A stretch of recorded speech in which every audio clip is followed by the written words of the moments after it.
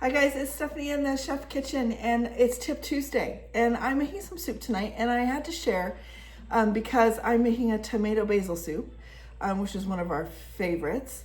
And I wanted to do some bacon on top of my soup, on top of the tomato soup, right?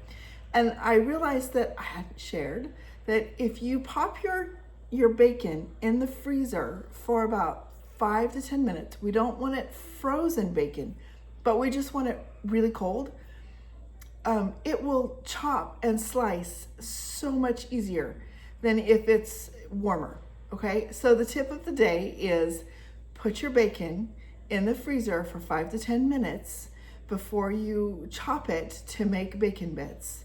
And it will slice cleanly and much easier than if you just have it in the fridge. So I hope you found this tip helpful, and let's check out some more, and I can't wait for next Tuesday.